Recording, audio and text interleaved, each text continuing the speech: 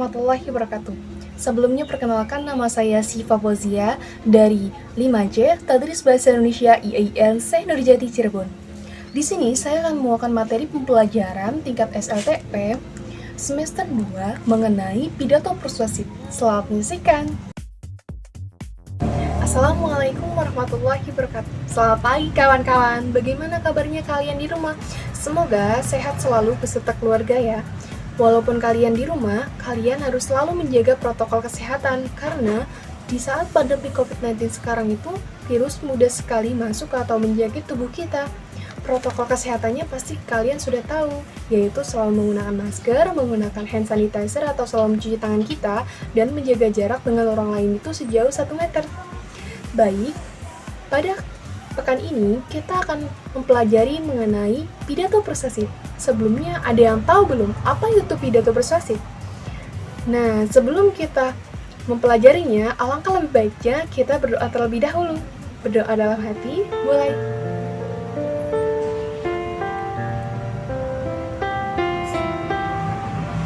Selesai. Mari kita mempelajari pidato persuasif.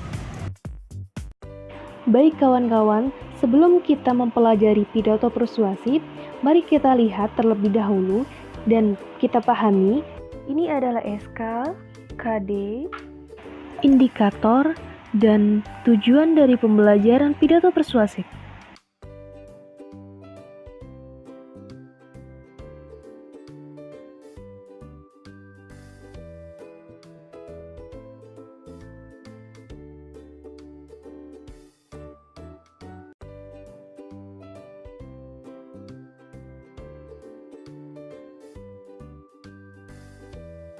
Tujuan pembelajaran pidato persuasif yakni ada 3. Yang pertama adalah peserta didik dapat memahami pengertian, ciri, fungsi, dan tujuan teks pidato persuasif. Yang kedua, peserta didik itu dapat menyimpulkan hasil identifikasi dalam pidato persuasif yang didengar dan atau dibaca. Yang terakhir yakni peserta didik dapat menelaah struktur dan ciri kebahasaan teks pidato persuasif. Menyampaikan pidato persuasif. Sebelumnya ada yang tahu belum apa itu pidato persuasif? Kita nuntut dari awal dulu ya kawan-kawan.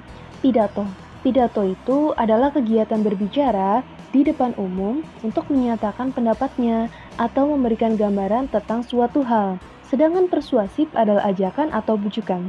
Dapat kita simpulkan bahwa pidato persuasif adalah salah satu jenis pidato yang bertujuan untuk meyakinkan pendengar sehingga pendengar itu setuju dengan pendapat orang yang berpidato dan melakukan hal yang diinginkan orang yang berpidato. Adapun ciri-ciri dari teks pidato persuasif, yang pertama adalah bersifat ajakan.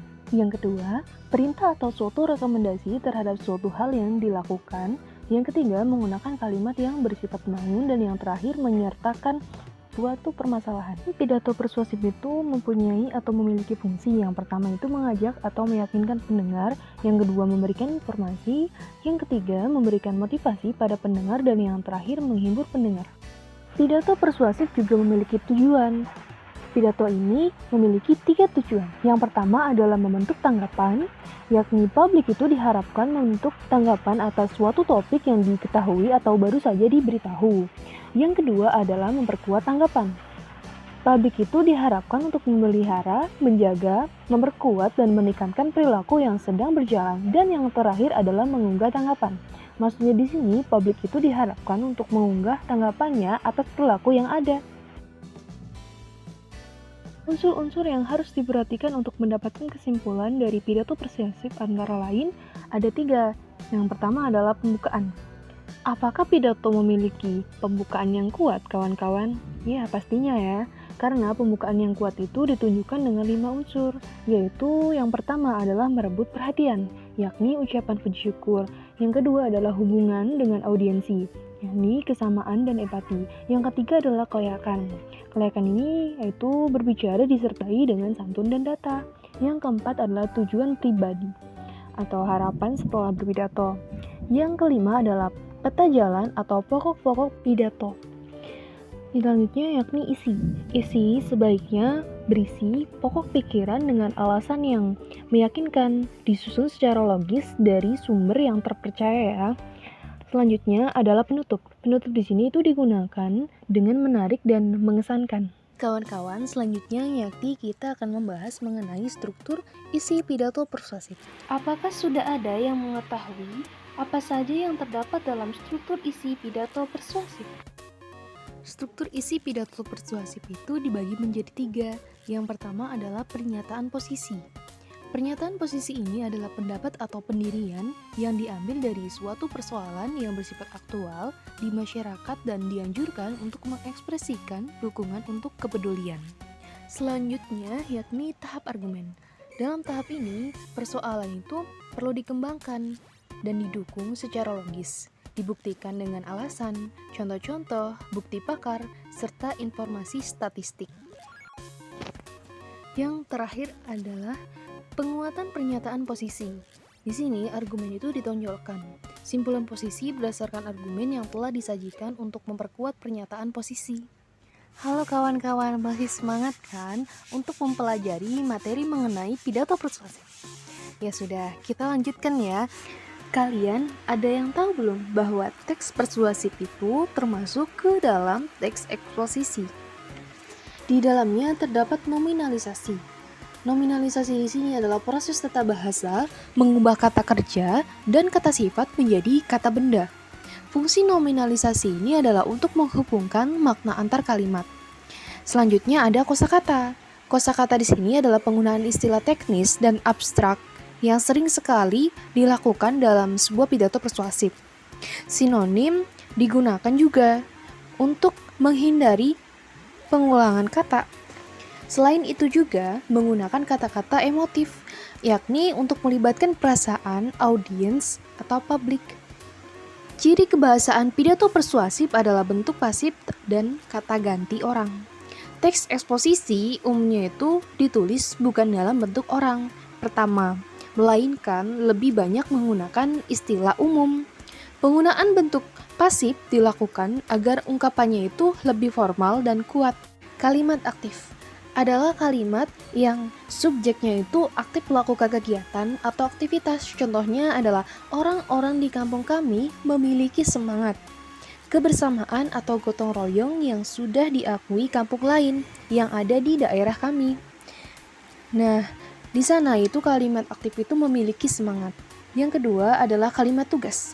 Kalimat tugas itu adalah sejenis kategori kata dalam tata bahasa Indonesia yang terdiri atas kata depan, kata sambung, kata sandang, serta kata seru. Contohnya adalah mari kita jaga dan rawat bersama agar nilai kesetiakawanan sosial itu dapat terus tumbuh serta berkembang di tengah perubahan zaman yang tidak mungkin kita hindari. Selanjutnya, yakni ada kosakata emotif. Kosakata ini adalah kosakata yang berhubungan dengan emosi yang dapat membuat pendengar tersentuh emosinya ketika menyimak atau membaca. Contohnya adalah hal itu dapat terjadi karena bangsa kita memiliki semangat kebersamaan dan gotong royong. Selanjutnya adalah kosakata bidang ilmu, istilah. Kosakata ini lazim digunakan dalam bidang keilmuannya. Contohnya, salah satu perubahan yang begitu mencolok yang sedang kita rasakan akhir-akhir ini yaitu merebaknya penggunaan media sosial seperti Facebook, Twitter, Instagram, WhatsApp, atau Telegram di tengah-tengah kehidupan kita. Sinonim. Sinonim adalah persamaan atau padanan makna kata. Contohnya adalah sikap egois dan individualistis tidak sesuai dengan kepribadian bangsa kita. Kata benda abstrak. Kata benda ini menyatakan benda yang bersifat abstrak, yakni tanpa wujud, karena tidak dapat ditangkap panca indera. Pembedaan juga termasuk ke dalam kelas nomina abstrak. Kata benda abstrak, yang menyatakan semua benda dan segala yang dibendakan. Contohnya adalah kesetiakawanan sosial memang perlu kita jaga dan terapkan dalam kehidupan sehari-hari.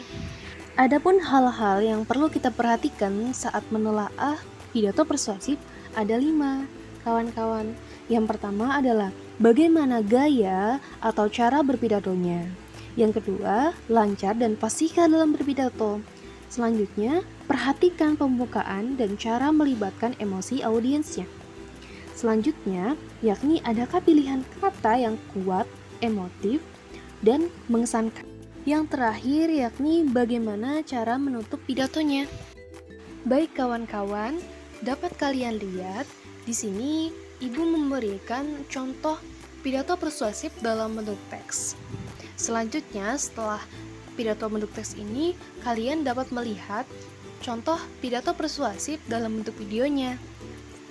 Selamat menyimak.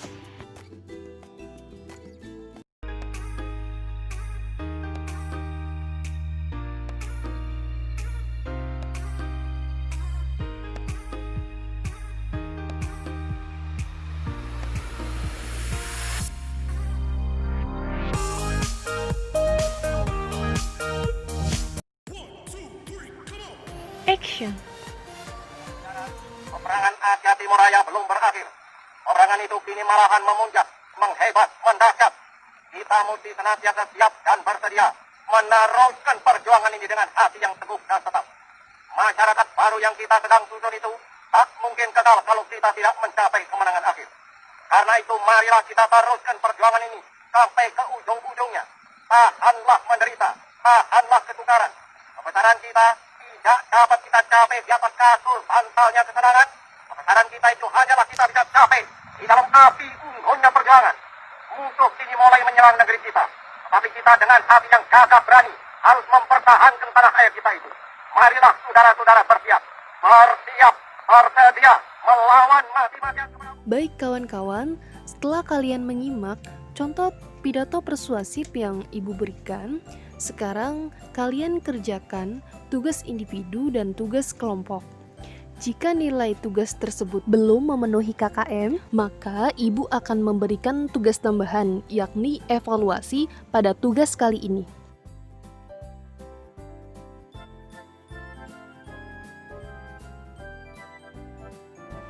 Semoga kalian dapat memahami materi yang telah disampaikan dan jangan lupa untuk mengerjakan tugas individu ataupun tugas kelompok yang telah Ibu berikan.